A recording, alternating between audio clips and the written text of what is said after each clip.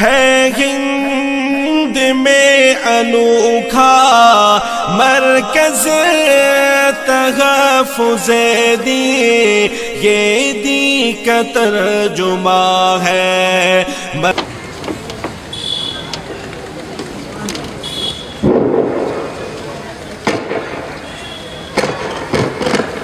बिस्मिल्लाहिर्रहमानिर्रहीम, अल्हम्दुलिल्लाहि रब्बिल आलमीन, वस्सलातु वस्सलामु अला सय्यिदिल मुरसलीन व अला आलिहि व अस्हाबिहि अजमईन व अला अइम्मतिद्दीनिल मतीन व उलमाइल इस्लाम वल मुहद्दिसीन इला यौमिद्दीन। अम्मा बाद, क़ाल इमामुल हुमाम क़ुदवतुल अनाम अमीरुल मुमिनीन फ़िल हदीस अबू अब्दुल्लाह मुहम्मद बिन इस्माईल बिन इब्राहीम बिन मुगीरह अल-बुख़ारी अल-जुअफ़ी रज़ियल्लाहु अन्हु व अर्ज़ाहु। बाब क़ौलिल्लाहि तआला वनज़उ अल-मवाज़ीन अल-क़िस्त लियौम अल-क़ियामह व अन्न अअमाल बनी आदम क़ौलहुम यूज़नु व क़ाल मुजाहिद अल-क़िस्तासु अल-अदलु बिर्रूमिय्यति व युक़ालु अल-क़िस्त मस्दरुल मुक़सित व हुवा अल-आदिल व अम्मा अल-क़ासित फहुवा अल-जाइद। व बिही क़ाल हद्दसना अहमद बिन अश्का व क़ाल हद्दसना मुहम्मद बिन ख़ुज़ैल अन उमारत बिन अल-कअका'i अन अबी ज़ुरअत अन अबी हुरैरह रज़ियल्लाहु तआला अन्हु क़ाल قال النبي صلى الله عليه وسلم كلمتان حبيبتان إلى الرحمن خفيفتان على اللسان ثقيلتان في الميزان سبحان الله وبحمده سبحان الله العظيم.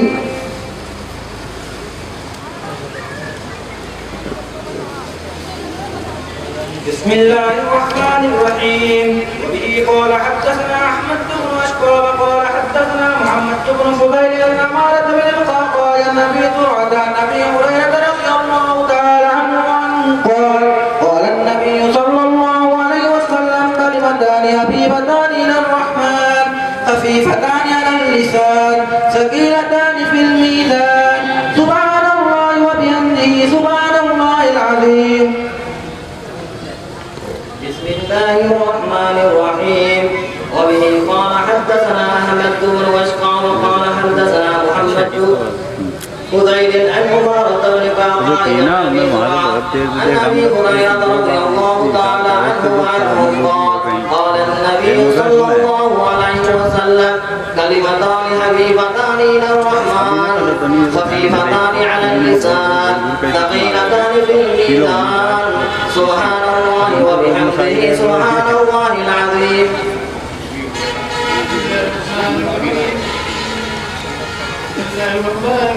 عن ابي هريره رضي الله تعالى عنه قال النبي صلى الله عليه وسلم كلمتان حبيبتان الى الرحمن خفيفتان على اللسان ثقيلتان في الميزان سبحان الله وبحمده سبحان الله العظيم.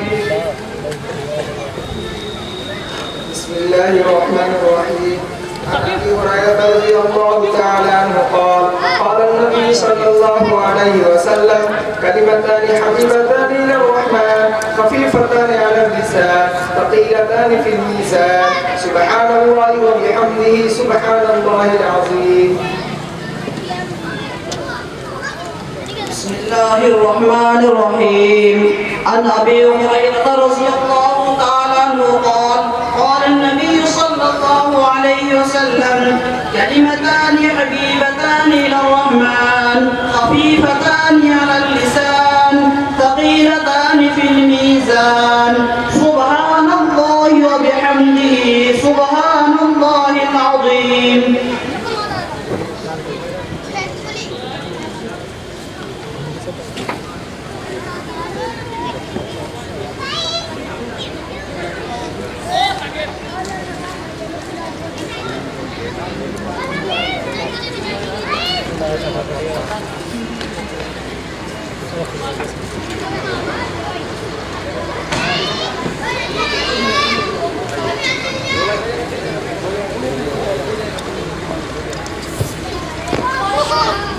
بسم الله الرحمن الرحيم.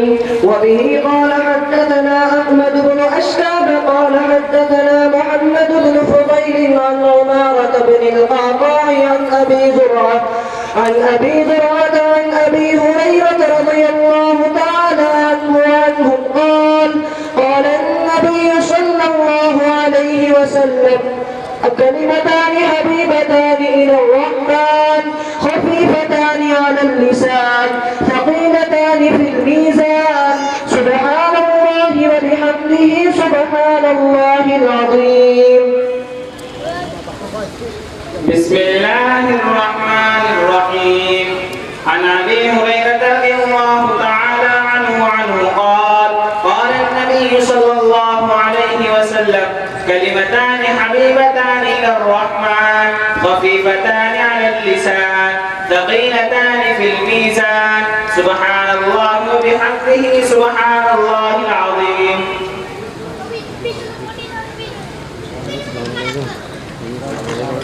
بسم الله الرحمن الرحيم.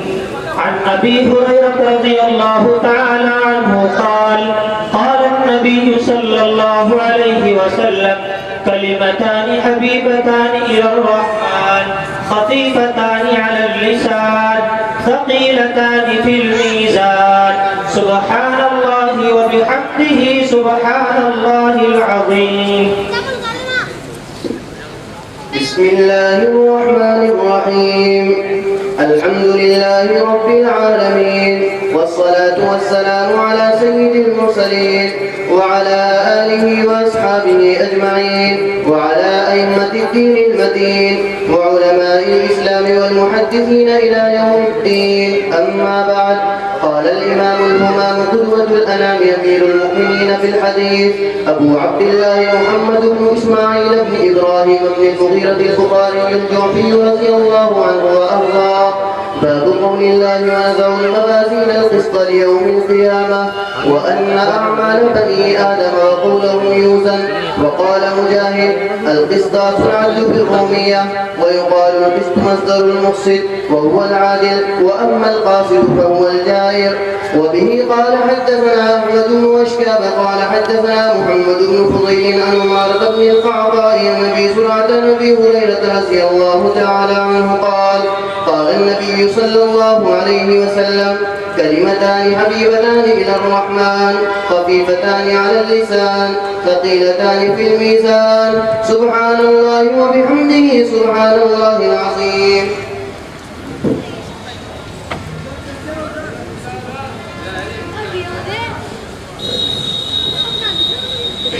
بسم الله الرحمن الرحيم. وبه قال حدثنا أحمد بن أشكاب قال حدثنا محمد بن فضيل عن عمارة بن القعقاع عن أبي زرعة عن أبي وبه قال حدثنا أحمد بن أشكاب قال حدثنا محمد بن فضيل عن عمارة بن القعقاع عن أبي زرعة عن أبي هريرة رضي الله تعالى عنه قال قال النبي صلى الله عليه وسلم كلمتان حبيبتان إلى الرحمن خفيفتان على اللسان ثقيلتان في الميزان سبحان الله وبحمده سبحان الله العظيم. بسم الله الرحمن الرحيم. عن أبي هريرة رضي الله تعالى عنه قال قال النبي صلى الله عليه وسلم كلمتان حبيبتان إلى الرحمن خفيفتان على اللسان ثقيلتان في الميزان سبحان الله وبحمده سبحان الله العظيم.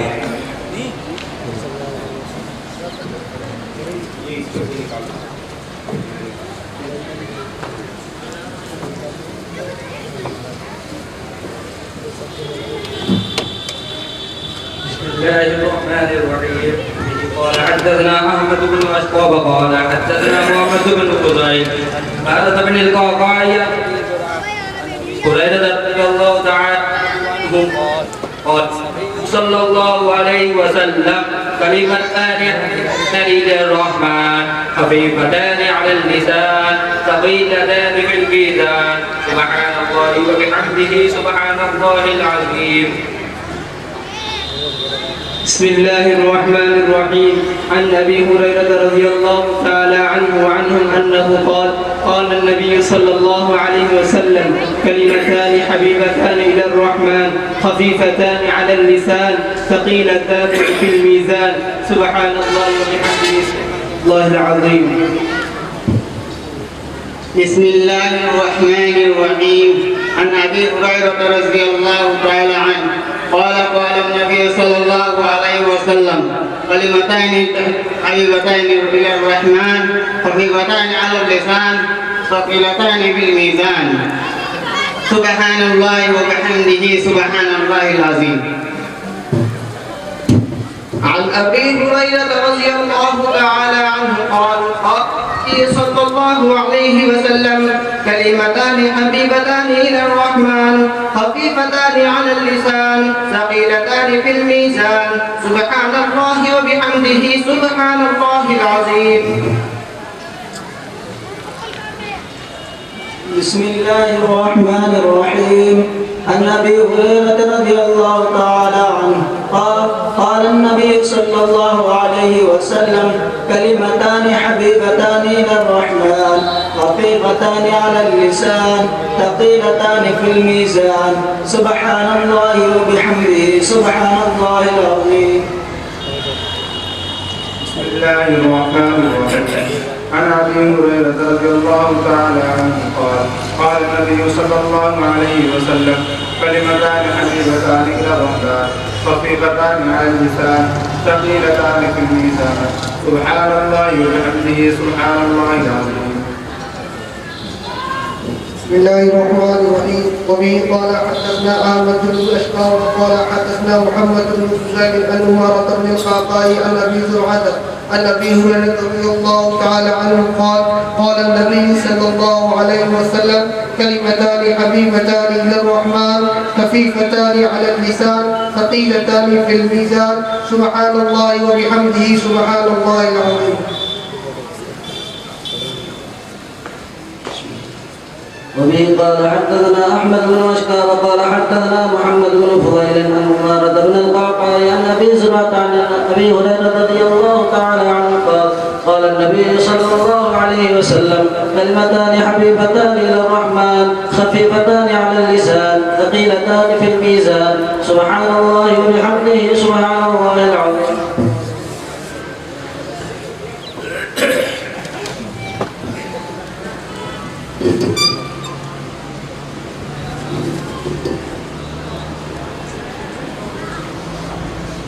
بسم الله الرحمن الرحيم.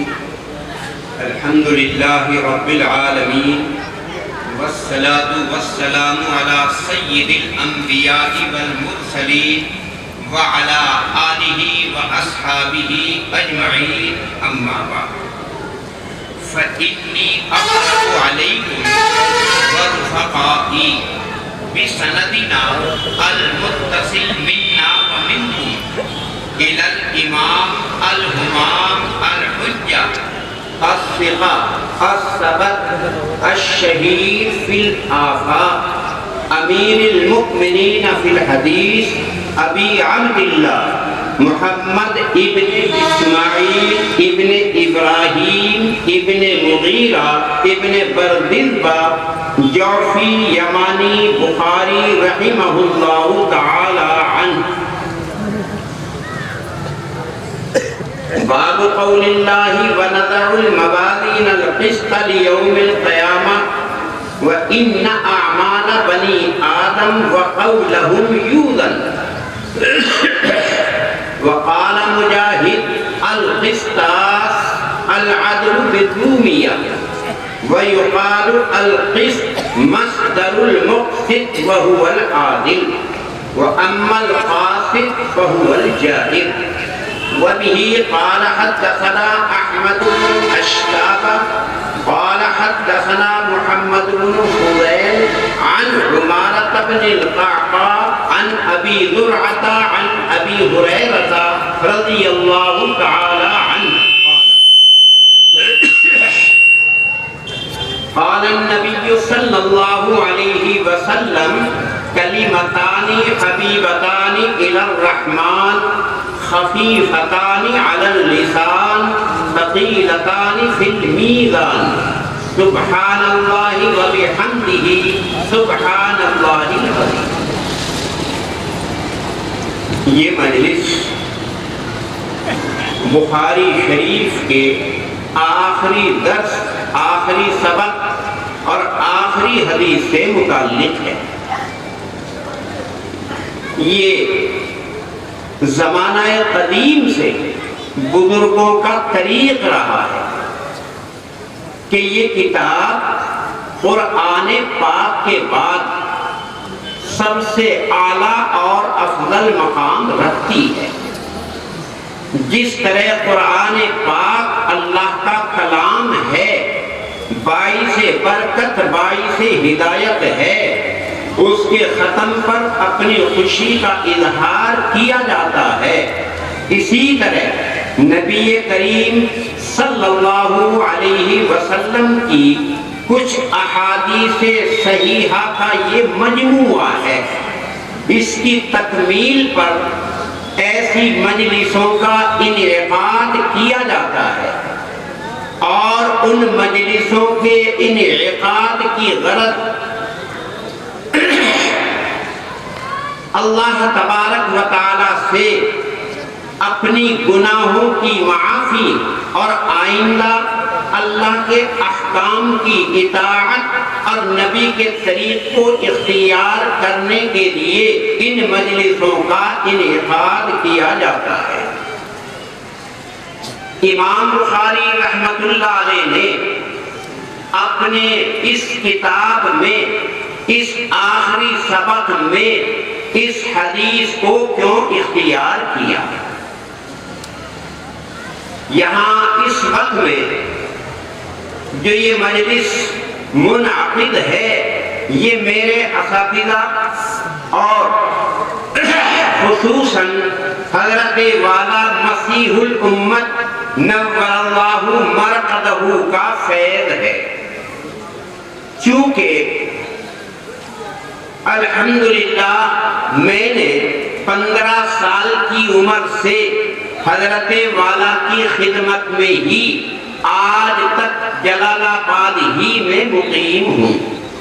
یہیں پر اللہ تعالیٰ کا فضل کہ میں نے جو حاصل کیا مفتاح العلوم جلال آباد سے ہی حضرت والا کی زیر نگرانی اور اپنے اساتذہ کی توجہ خاص سے اللہ نے مجھے یہ کچھ نبی کریم صلی اللہ علیہ وسلم کی احادیث کی خدمت کا موقع دیا۔ اسی بنا پر یہ اللہ تعالیٰ کا فیصلہ، اللہ کی حکمت کہ وہ جگہ بدلتے رہتے ہیں، مگر اللہ کا کلام، اللہ کے نبی کی احادیث قیامت تک جو کہ تو رہے گی۔ جو ایک جگہ ہے وہی زمین کے ہر خطے پر موجود ہے اور قیامت تک باقی رہے گی۔ میں نے بذات خود حضرت والا مسیح الامت سے یہ سبق 22 مرتبہ سنا ہے۔ حضرت کی ختم بخاری کی مجلس میں اللہ تعالیٰ نے مجھے یہ موقع دیا کہ مسلسل بلا ناغہ 22 مرتبہ اس مجلس میں ختم بخاری کی شریک رہا ہوں، لیکن اللہ تبارک و تعالیٰ نے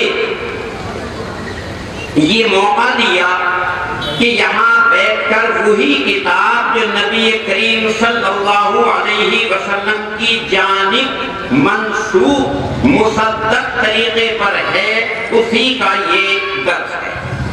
حضرت والا مسیح الامت نور اللہ مرقدہ کا فیضان جو انہوں نے اپنے اساتذہ، اپنے گروہ اور اپنے مربیوں کے ذریعے اس جلال آباد میں جس کی اشاعت اور افاضے کا ایک اعلیٰ مرتبہ اور مقام حاصل کیا، اللہ تبارک و تعالیٰ نے اسی جگہ پر یہ کتاب کے پڑھنے پڑھانے کا موقع دیا۔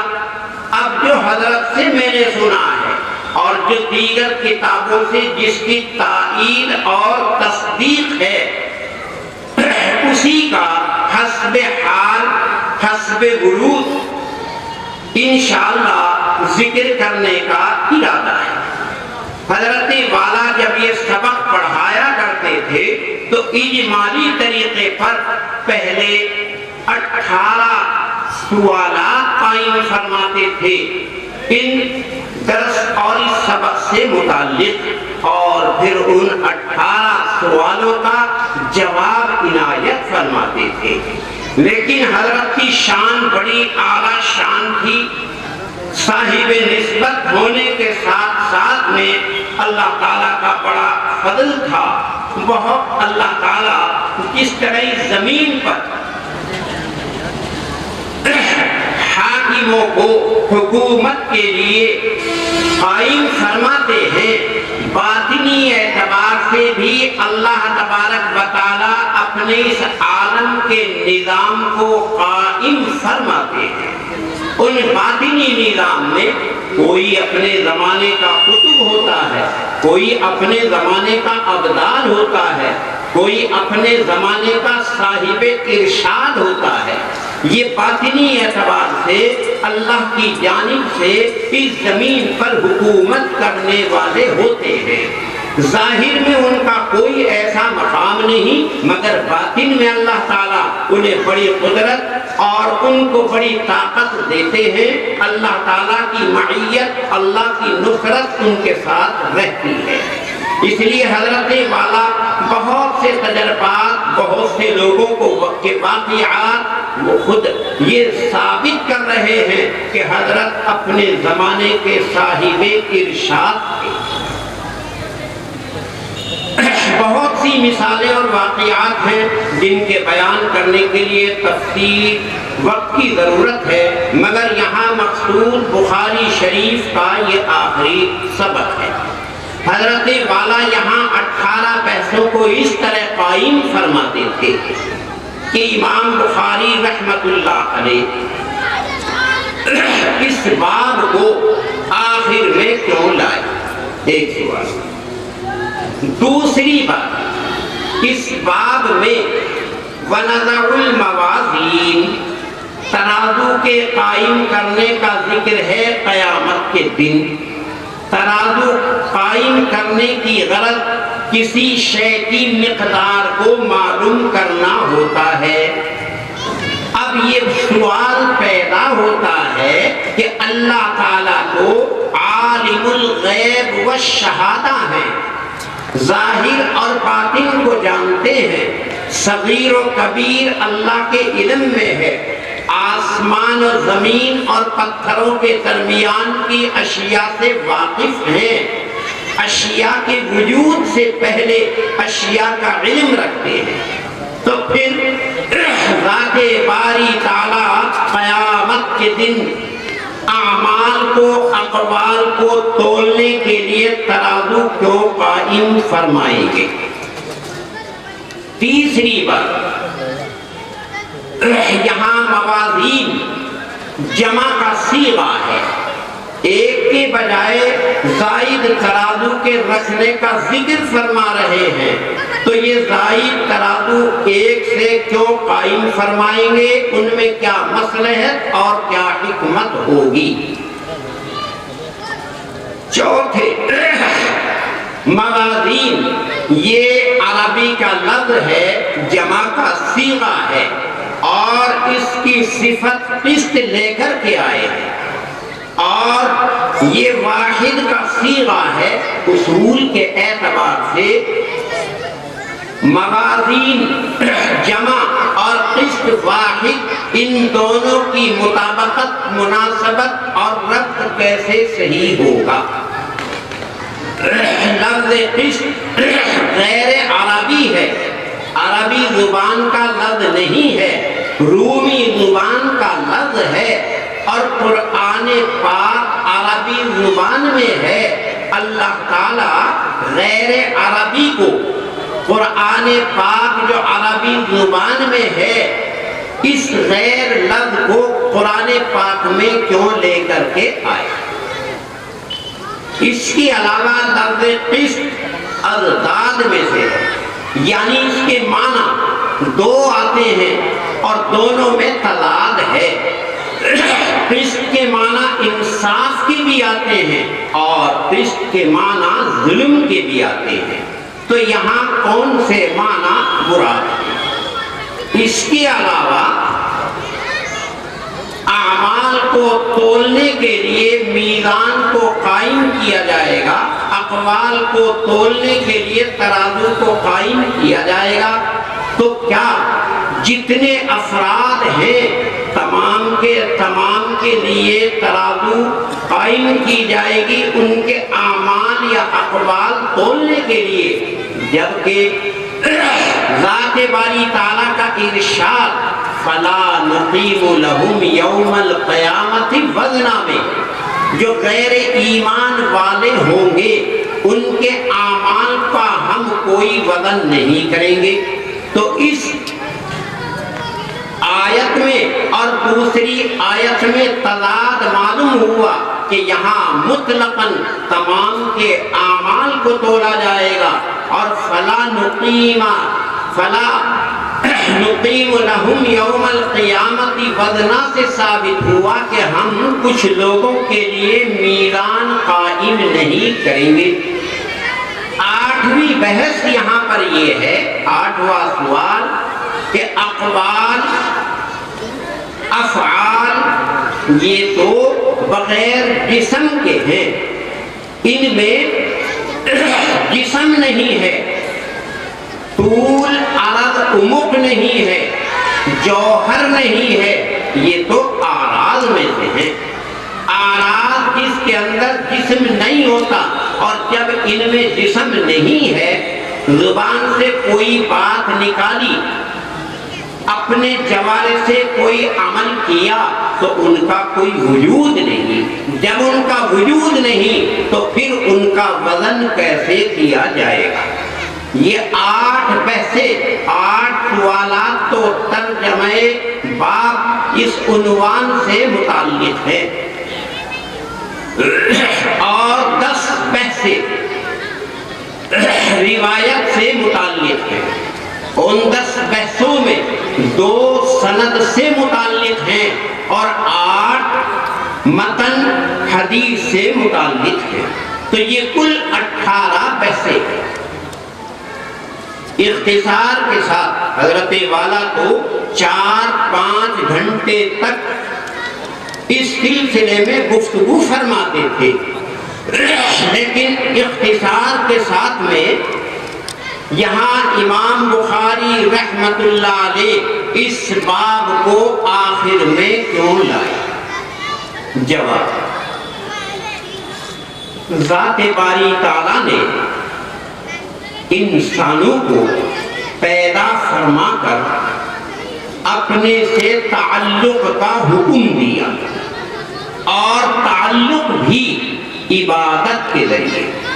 وَمَا خَلَقْتُ الْجِنَّ وَالْإِنسَ إِلَّا لِيَعْبُدُونِ، ہم نے انسان اور جنات کو عبادت کے لیے پیدا کیا، اور عبادت معبود کی جاتی ہے، لیکن معبود اللہ کی ذات ہے۔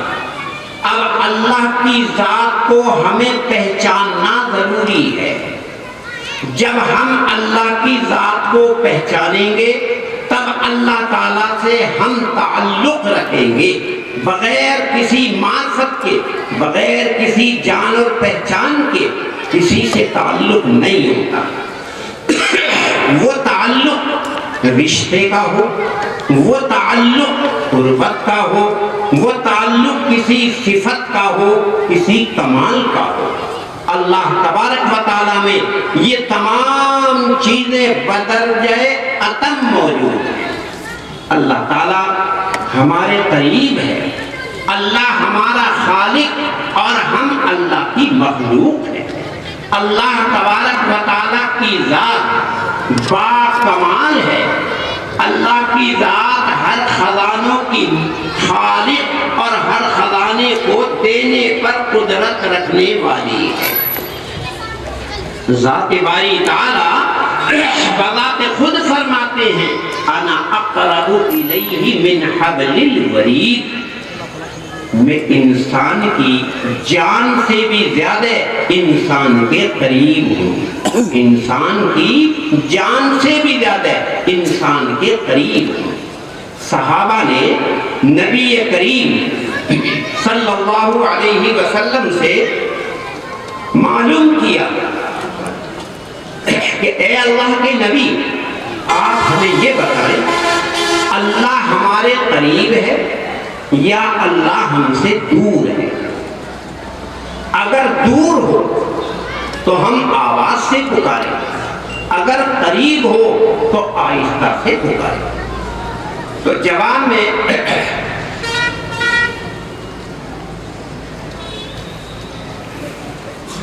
ذات باری تعالیٰ نے فرمایا، سوال نبی سے ہوا اور نبی کو جس چیز کا علم نہیں ہوتا تھا خود اللہ تعالیٰ اس کا جواب عنایت فرماتے تھے۔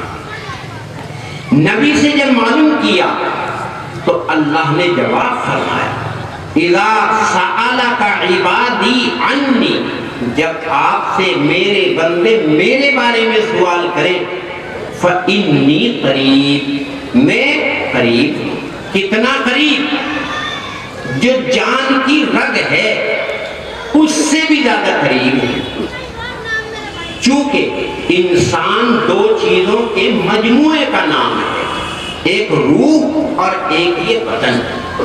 روح اور بدن یہ دو چیز ہیں، ان کو جب ایک جگہ جمع کیا جائے گا تو یہ انسان بن جائے گا، اور جب روح کو بدن سے الگ کر دیا جائے گا تو پھر وہ انسان نہیں رہتا، وہ جیفا، میتا، مردار، لاش بن جاتا ہے۔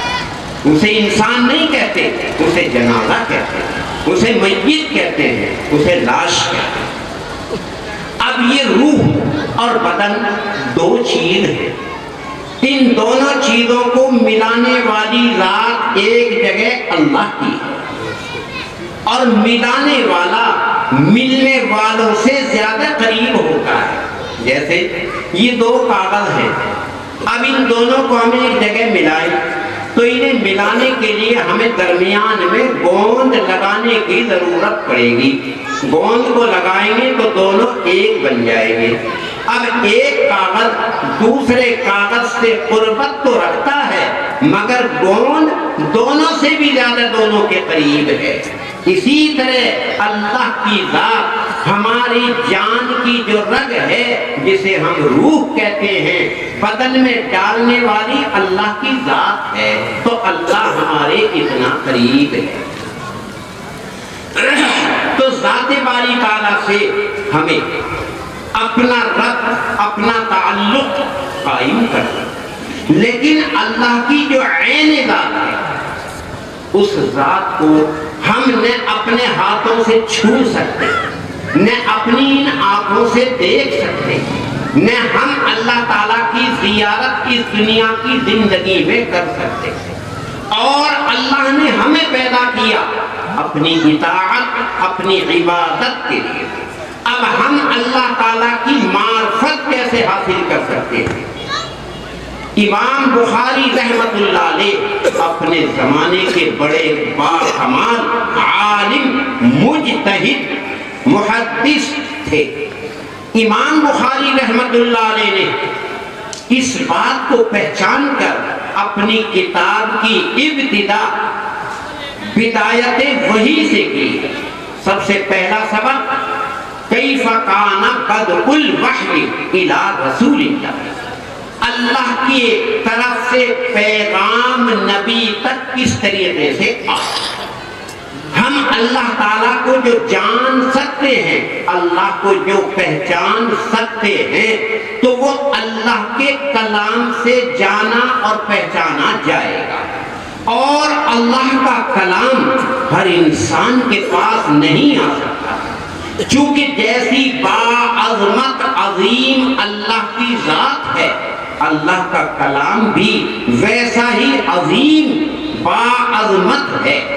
اس لیے اللہ تعالیٰ کا جو کلام انسانوں کی ہدایت کے لیے آیا، اس کے لیے ذات باری تعالیٰ نے اولاً قلم کا واسطہ لیا، قلم کے ذریعے اپنی بات لوح میں محفوظ فرما دی، اور لوح محفوظ سے اللہ تبارک و تعالیٰ نے انبیاء جو باطن کے اعتبار سے نور اور ظاہر کے اعتبار سے انسان، چونکہ اللہ تبارک و تعالیٰ کی ذات نورانی اور اللہ تعالیٰ کی معرفت کا حاصل کرنا وہ علم نورانی سے ہوگا. اللہ کی ذات نورانی، اللہ کی معرفت کے لیے نورانی راستہ اختیار کرنا ہوگا. اور اللہ تعالیٰ کا نورانی راستہ وہ اللہ کا کلام ہے. نور اللہ تعالیٰ کی صفات، اللہ کی ذات سے شعاعیں صفات کی صورت میں نکلتی ہیں، اور وہ صفات اللہ تعالیٰ نے اپنے کلام کے ذریعے فرمائی ہیں. کلام کا لباس نورانی صفات کو دیا. اس اللہ کے کلام کو جو ایک لباس ہے نور کا، وہ اللہ نے قرآن پاک کی صورت میں عنایت فرمایا. اسی بنا پر اللہ کی ذات قدیم، اللہ کا کلام قدیم، لیکن ہماری زبان سے جو الفاظ نکلتے ہیں یہ حادث ہے، یہ قدیم نہیں ہے. مگر اللہ تبارک و تعالیٰ کا جو کلام نفسی ہے وہ قدیم ہے، اور اس کلام قدیم کو ہم تک پہنچانے کے لیے لباس الفاظ کا عنایت فرمایا. ان الفاظ کے ذریعے اللہ کی نورانیت کو ہم لے رہے ہیں. اور یہ قرآن پاک جو کاغذات میں ہے، کاغذ کو جلا دو، پانی میں ڈال دو، ختم ہو جائے گا. لیکن اللہ کا جو کلام نفسی ہے، جس کو کلام حقیقی کہتے ہیں، جو عین قدیم اللہ کا کلام ہے، اس کو یہ لباس اللہ نے الفاظ کا دیا. یہ الفاظ حادث ہیں. جیسا کہ نبی کریم صلی اللہ علیہ وسلم کی ذات گرامی، نہ زمین نہ آسمان کسی چیز کا وجود نہیں تھا. اللہ تعالیٰ نے نبی کے وجود کو موجود فرما دیا. خود معروف مشہور حدیث ہے، لولا کا لما خلقت الافلاک والارضین، اگر آپ کا وجود نہ ہوتا زمین اور آسمانوں کو میں پیدا نہ کرتا. خود نبی کریم صلی اللہ علیہ وسلم فرماتے ہیں انا نبی والآدم بین الماء والتین، مجھے تو اللہ نے نبی بنا دیا تھا، ابھی تو آدم کا وجود نہیں تھا. آدم کا تو مادہ ابھی پانی اور مٹی ہی میں تھا، اور مجھے اس سے پہلے نبی بنا دیا تھا. لیکن اس وقت میں نبی کا وجود کیسا تھا؟ جو نبی کو نبی بنایا تو نبی کا وجود ایک نورانی صورت میں تھا. اب ہم اس نورانی صورت سے اگر وہ ہمارے سامنے آئے ہم اس سے نفع حاصل نہیں کر سکتے. جیسے اللہ کی ذات حضرت موسیٰ علیہ السلام نے جب چاہتے تھے اللہ سے بات چیت کرتے تھے. ایک مرتبہ مطالبہ کر بیٹھے غایت شوق اور غایت محبت میں کہ اے اللہ، بات کر کے تو آپ سے بڑا مزہ آتا ہے، لیکن میری خواہش ہے میں آپ کا دیدار بھی کروں. اللہ تعالیٰ نے فرمایا لن ترانی، آپ بالکل نہیں دیکھ سکتے، یعنی آئندہ بھی کبھی نہیں دیکھ سکتے. کیوں؟ چونکہ میرا نور قدیم اور آپ کا وجود حادث اور فنا ہونے والا. آپ میں اتنی صلاحیت، قوت اور طاقت نہیں جو میرے نور کی آپ سکت اور طاقت رکھے. البتہ آپ کا مطالبہ ہے، میں تجربے کے لیے آپ کو ایک اپنی ذرا سی تجلی پہاڑ پر کروں گا. پہاڑ بڑا مضبوط ہے، اگر پہاڑ اپنی حالت پر باقی رہ گیا تو تم مجھے دیکھ سکتے ہو. اب فلما تجلی ربہ للجبل، اللہ نے ذرا سی تجلی پہاڑ پر کی، فجعلہ دکا، اسے ریزہ ریزہ بنا دیا. ذرا سی تجلی سے حضرت موسیٰ موسیٰ تو بڑی دور کھڑے ہوئے، پہاڑ کی بدلتی حالت کو دیکھ کر حضرت موسیٰ بے ہوش ہو گئے۔ اللہ کا دیدار نہیں ہوا، پہاڑ کی بدلتی حالت کو دیکھ کر حضرت موسیٰ بے ہوش ہو گئے۔ ہوش آیا تو کہنے لگے واقعی آپ کی ذات تو بڑی عجیب۔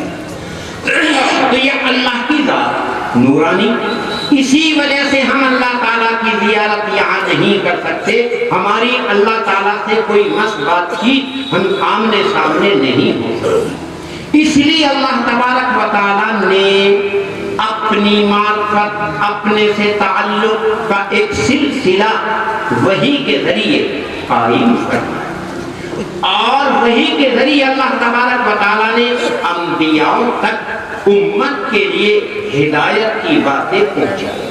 اسی لیے امام بخاری رحمت اللہ علیہ سب سے پہلا سبق بندوں کا اللہ سے تعلق جو ہوا، ہمیں کیسے پتا، کیسے معلوم ہوا کہ اللہ ہمارا خالق مالک، ہمیں پیدا کرنے والا، دیکھنے والا، ہمیں سننے والا اللہ کی ذات ہے۔ اس کا علم ہمیں جو ہوا ہے، اللہ نے وحی بھیجی، اور وہ وحی کیسی وحی ہے، اتنی مضبوط کہ ایک فرشتہ جبریل امانت دار طاقتور اس زمین و آسمان کو ایک ذرا سے اشارے پر اٹھا کر پلٹنا چاہے، اللہ نے اسے یہ طاقت عنایت فرمائی۔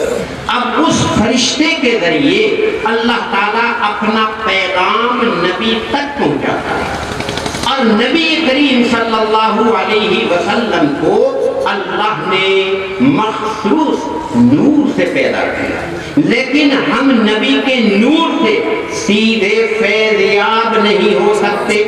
جیسا کہ اللہ نے فرشتہ اتنا قوی طاقتور، لیکن معراج کے موقع پر نبی کریم صلی اللہ علیہ وسلم کی جبریل رہبری فرما رہے ہیں۔ زمین سے لے کر آسمان تک بہت سے طبقات، بہت سے احوال و حالات ہیں۔ آسمانوں کا سیر کرنا، سدرۃ المنتہا جو خالق اور مخلوق کے درمیان ایک آڑ ہے، کوئی مخلوق اس سے آگے نہیں جا سکتی۔ تو جب جبریل امین وہاں تک لے کر گئے نبی کو، تو نبی نے کہا چلو آگے۔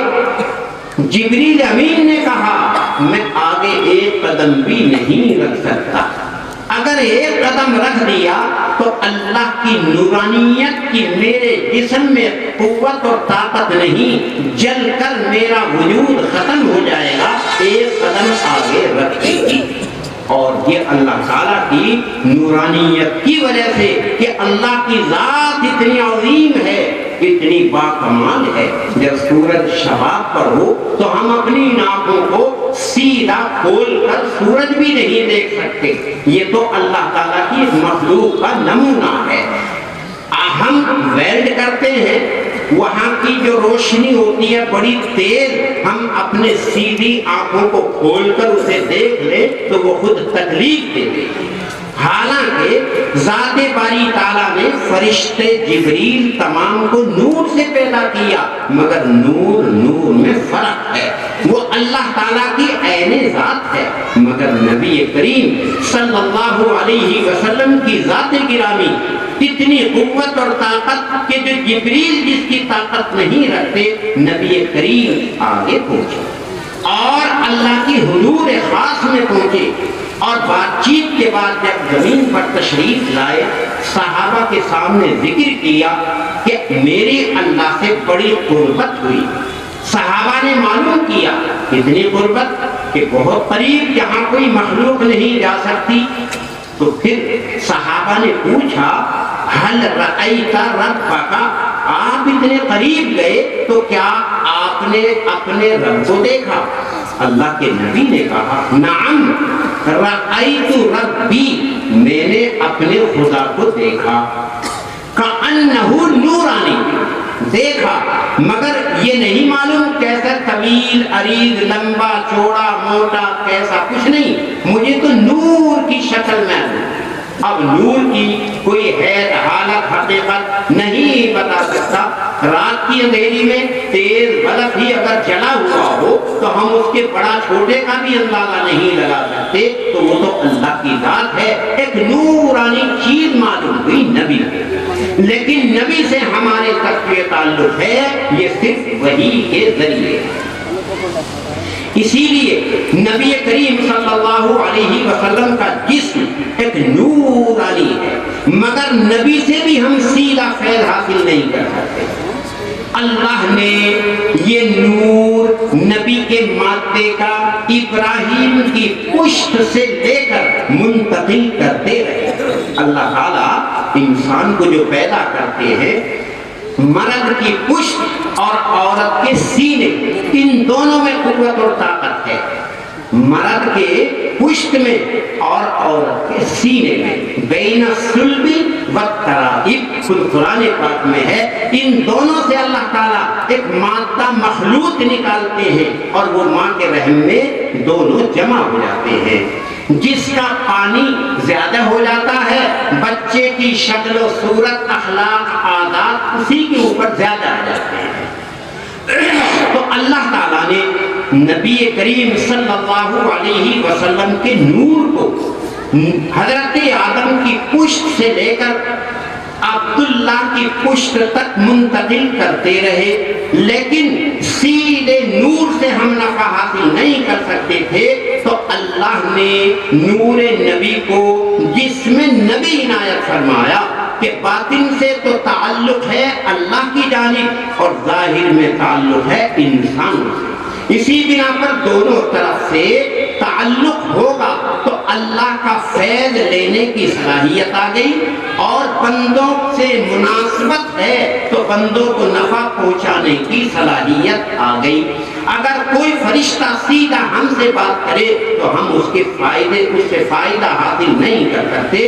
نبی میں اللہ نے یہ صلاحیت اور یہ طاقت دی ہے کہ اللہ کا کلام نبی پر آتا ہے، اور نبی بحیثیت بشریت کے انسانوں سے تعلق رکھتا ہے، مناسبت رکھتا ہے. تو اللہ سے فیض لیا اور بندوں کو فیض پہنچایا اس ایک مناسبت کی وجہ سے. جیسے انسان کا بدن ہے، جہاں بھی جوڑ ہے بدن میں، اب ایک ہڈی ہے ایک گوشت. گوشت نرم ہے، ہڈی سخت ہے. اب ایک کا ایک سے فائدہ حاصل کرنے کے لیے مناسبت کا ہونا ضروری ہے. اب گوشت میں رگیں ہیں، رگوں میں خون ہے. اس خون کو ہڈی تک پہنچانے کے لیے ہڈی اور گوشت کے درمیان ایک چیز اللہ نے پیدا کی ہے جسے ہم پٹھا کہتے ہیں. دیکھنے میں گوشت کی طرح ہے، بڑا نرم، اور باطن میں سیرت میں اندرونی اتنا مضبوط ہے اگر اسے خوب پکائیں، پکانے سے بھی وہ نہیں پکتا. ہڈی کو ہم پکائیں جیسی رکھیں گے ویسی ہی نکل کر آئے گی. پٹھا بھی جو پیلے رنگ کا ہوتا ہے وہ ظاہر میں تو نرم گوشت کی طرح، اب اس نے فیض حاصل کیا رگوں سے اور پھر پہنچا رہا ہے وہ ہڈیوں کو. تو یہ ہے بندے اور نبی کے درمیان ایک مثال کہ نبی کا اندر تو نورانی ہے اور جسم بشری ہے. خود اللہ تعالیٰ فرماتے ہیں کہ نبی کریم صلی اللہ علیہ وسلم کی ذات گرامی یوں فرماتی ہے، انما انا بشر مثلکم، ظاہر میں تمہیں جیسا انسان ہوں، کھاتا بھی ہوں، پیتا بھی ہوں، بیوی بچوں سے بھی میرا تعلق ہے، لیکن باطن کے اعتبار سے نبی نورانی ہے. اسی بنا پر نبی کریم صلی اللہ علیہ وسلم کی ذات گرامی اللہ کا فیض لینے والی نورانیت کی وجہ سے اور بندوں اور امت تک پہنچانے والی بشریت کے اعتبار. تو امام بخاری رحمۃ اللہ علیہ سب سے پہلا سبق، سب سے پہلا باب بخاری شریف کا کہ اللہ کے نبی پر وحی کیسے نازل ہوئی، یعنی اللہ کا پیغام نبی پر کیسے آیا. جواب فرمایا، انا اوحینا الیک کما اوحینا اوحینا الی نوح والنبیین من بعدہ، کہ جس طرح ہم نے نوح کو اور نوح کے بعد جتنے بھی انبیاء آئے ان پر وحی نازل فرمائی، اسی طریقے سے میں نے آپ پر وحی بھیجی ہے۔ اب یہ ہے وحی اللہ کا کلام۔ دراصل علم جو ہے وہ ایک نور ہے، علم ایک نور ہے، اور وہ نور اللہ تبارک و تعالی اولاً دو طرح عنایت فرماتے ہیں۔ ایک علم جس کو علم کسبی کہتے ہیں، ایک علم جس کو علم وہابی کہتے ہیں، علم لدنی کہا جاتا ہے۔ علم کسبی تو کہتے ہیں جو ایک آدمی دوسرے آدمی سے حاصل کرے، جیسے طلبہ اپنے اساتذہ سے علم حاصل کرتے ہیں، یہ تو علم کسبی کہلاتا ہے، محنت مشقت کر کے علم حاصل کرنا۔ اس کے علاوہ ایک علم ہوتا ہے علم لدنی، یعنی اللہ کی طرف سے اس علم کا آنا۔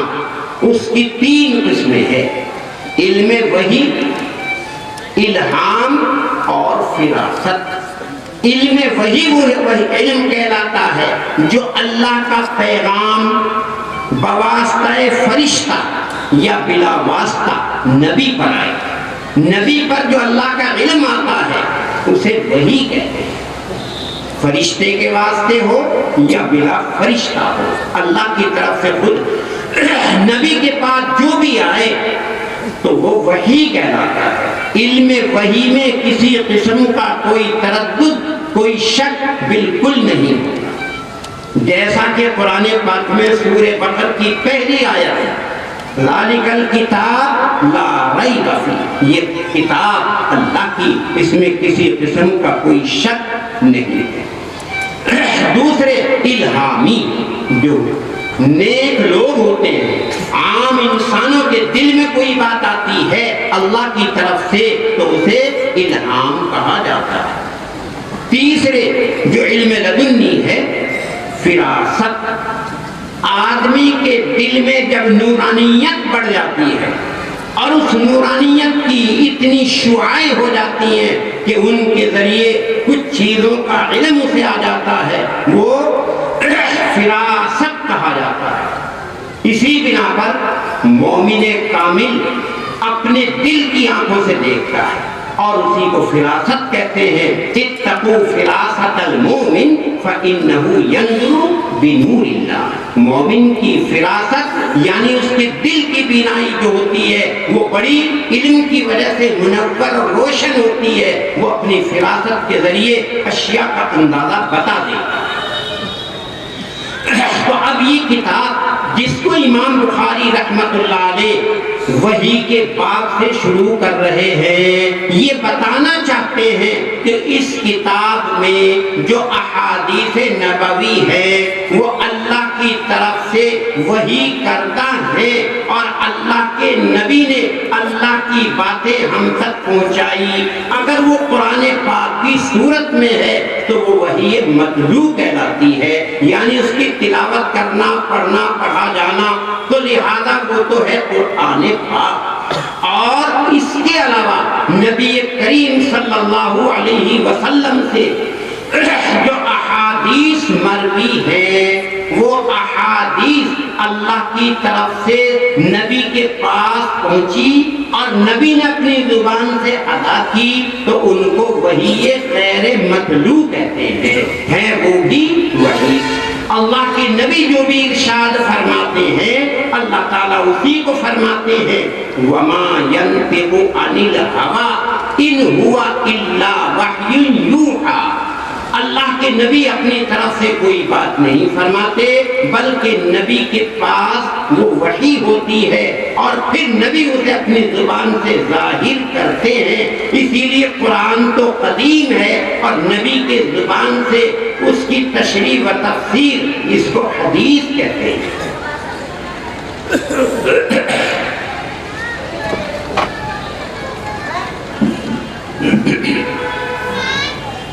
تو اب امام بخاری رحمت اللہ علیہ نے بندوں کا اللہ تعلق وحی کے ذریعے ہوا۔ جب یہ وحی کے ذریعے بندوں کا اللہ سے ایک تعلق ہو گیا تو اب اس کے بعد خود امام بخاری رحمت اللہ علیہ سب سے پہلے پھر ایمان کا باب لائے کہ جس ذات کا تعلق وحی کے ذریعے ہو گیا اب اس کی بات کو ماننا، اس کی ذات پر ایمان لانا اور اس کی صفات کا قبول کرنا اب یہ بندوں کے لیے لازم ہے۔ اب پوری کتاب میں امام بخاری رحمت اللہ علیہ نے ایمان کے بعد اعمال کا ذکر فرمایا، اور اعمال بھی ہر طرح کے، چاہے وہ عبادات سے متعلق ہو، چاہے وہ معاملات سے متعلق ہو، چاہے وہ معاشرے سے متعلق ہو، زندگی کے ہر قدم سے تعلق رکھنے والی ہر چیز کا امام بخاری رحمت اللہ علیہ نے اپنی کتاب میں ذکر فرمایا۔ آخر ذکر کرتے کرتے آخر میں پھر امام بخاری رحمت اللہ علیہ توحید کا باب لائے، توحید کا بیان لائے۔ شروع میں وحی کا ذکر تو آخر میں توحید، توحید کے معنی اللہ کو ایک ماننا اور اللہ کی جتنی صفات ہیں ان تمام کو تسلیم کرنا۔ امام بخاری رحمت اللہ علیہ اپنی اس کتاب میں دراصل نبی کریم صلی اللہ علیہ وسلم کی 6 لاکھ حدیثوں کو اپنے سینے میں محفوظ فرماتے تھے۔ 6 لاکھ حدیثیں امام بخاری رحمت اللہ علیہ کو حفظ یاد تھی، اور ایک تاریخ کے مطابق نبی کی احادیث جو کتابوں میں مستند طریقے پر ہیں 27 لاکھ حدیثیں کتابوں کی صورت اور شکل میں امت کی رہبری کے لیے ہیں۔ امام بخاری رحمت اللہ علیہ تنے تنہا 6 لاکھ حدیثوں کے حافظ تھے۔ اب ان 6 لاکھ حدیثوں میں سے امام بخاری رحمت اللہ علیہ اپنی اس کتاب میں کل 7,000 حدیثیں لائے ہیں، اور مقررات کو جو ایک حدیث جگہ جگہ پر ہے اسے ایک شمار کریں تو اپنی اس کتاب میں کل 2,500 حدیثیں لائے ہیں۔ ان 2,500 حدیثوں کو امام بخاری رحمت اللہ علیہ نے بڑے اہتمام کے ساتھ میں اپنی اس کتاب میں جمع فرمایا۔ اسی بنا پر تو ان کے تقوی اور طہارت اور عظمت کی وجہ سے تمام کتابوں کے مقابلے میں قرآن پاک اصح الکتب بعد کتاب اللہ البخاری کا مصداق ہے۔ اب یہ کتاب جس میں امام بخاری رحمت اللہ علیہ زندگی کے ہر شعبے کی بات کو بیان کرنے کے بعد آخر میں آخری دن کی کیفیت اور حالت بیان کر رہے ہیں۔ چونکہ بندے کا اللہ سے تعلق وحی کے ذریعے ہو گیا، اب یہ پوری زندگی جو گزارے گا، عبادات ہو، بدنی ہو یا مالی ہو یا قولی ہو، کسی بھی اعتبار سے جو عبادت کرے گا یہ آخرت کے لیے ذخیرہ ہے، کیونکہ دنیا کی زندگی آخرت کے لیے کھیتی ہے۔ جب یہ دنیا کی زندگی میں جتنے بھی اعمال کرے گا، اچھے اعمال کرے گا، اچھی کھیتی ہوگی، اچھا بدلہ ملے گا۔ غلط کھیتی کرے گا، غلط ثمرات و پھل آئیں گے تو غلط انجام ہوگا۔ اس لیے امام بخاری رحمت اللہ علیہ بدایت کو بیان کر کے نہایت پر آئے، کتاب کے آخر میں آئے تو آخری دن کا ذکر کر رہے ہیں، جس آخری دن پر ہر مومن کو ایمان کا لانا ضروری ہے۔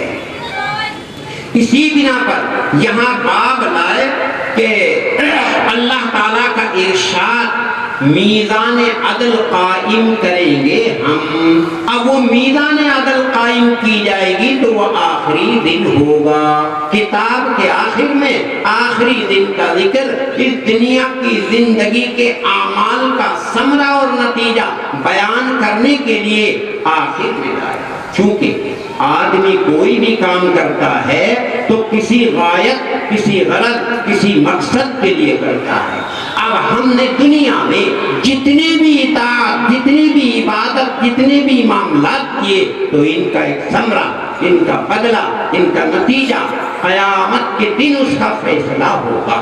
اس لیے امام بخاری رحمت اللہ علیہ اس باب کو آخر میں لائے کہ آخری دن ان تمام زندگی کے اعمال کا تمہیں بدلہ دیا جائے گا، وہ آخری دن ہوگا. اسی لیے یہ کتاب کے آخر میں آخری دن کی بات لائے. دوسرے، ذات باری تعالی قیامت کے دن میزان عدل قائم کریں گے.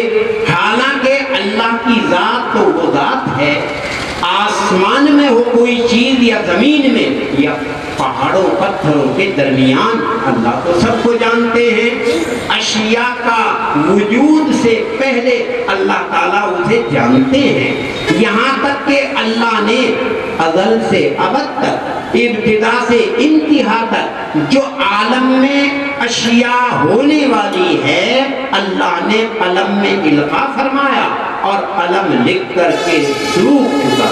جف القلم ما ہوا بکائن، کوئی بھی چیز ہونے والی، حدیث پاک میں ہے درخت کا ایک پتا بھی ایسا نہیں جو زمین پر گرے اور اللہ کو اس کا علم نہ ہو. اللہ نے وہ پہلے ہی وجود سے پہلے اپنے علم کو لکھ دیا جو لوح کے اندر محفوظ ہے. تو اس لیے امام بخاری رحمت اللہ علیہ نے یہاں پر آخری دن میں میزان عدل کے قائم کرنے کا ذکر فرمایا. تو سوال یہ ہے جب اللہ عالم الغیب والشہادہ ہیں تو پھر وہ میزان عدل کیوں قائم کریں گے؟ اللہ کی بات پر تو سب کو یقین و ایمان ہوگا. تو جواب یہ ہے کہ اللہ تبارک و تعالی یہاں میزان عدل کو قائم کریں گے. ترازو سے کسی چیز کا تولنا دنیا میں بھی مالک، بیچنے والا، وزن کر کے دینے والا اپنے لیے وزن نہیں کرتا، بلکہ جو سامنے والا ہوتا ہے جسے کوئی چیز دیتا ہے اسے تسلی دینے کے لیے وزن کر کے دکھاتا ہے. تو جیسے کوئی سامان پیک ہے کلو میں، 2 کلو میں، اس کے باوجود وہ تسلی دلانے کے لیے اس کا وزن کر کے دکھاتا ہے. اسے تو معلوم ہے اس کا یہ وزن ہے، مگر اپنے عدل کو، اپنے فیصلے کو، چونکہ اللہ سب سے بڑا عادل ہے، دوسرے کو الزام کرنے کی کوئی بات نہ آئے، اعتراض کا موقع نہ رہے، میزان کو قائم کیا جائے گا اور سامنے اس کے کہہ دیا جائے گا یہ دیکھو اپنی ترازو تمہاری زندگی کے اعمال کا یہ خلاصہ بتا رہی ہے. اللہ تو جانتا ہے مگر خود اس آدمی کو بتانے کے لیے میزان قائم کی جائے گی. تیسرے، اللہ تبارک و تعالی جو قیامت کے دن میزان قائم کریں گے یہ جمع کا صیغہ لائے، یعنی بہت سی ترازو قائم کریں گے. کوئی مشکل نہیں، دنیا میں بھی ہم بہت سے ترازو الگ الگ ہوتی ہیں.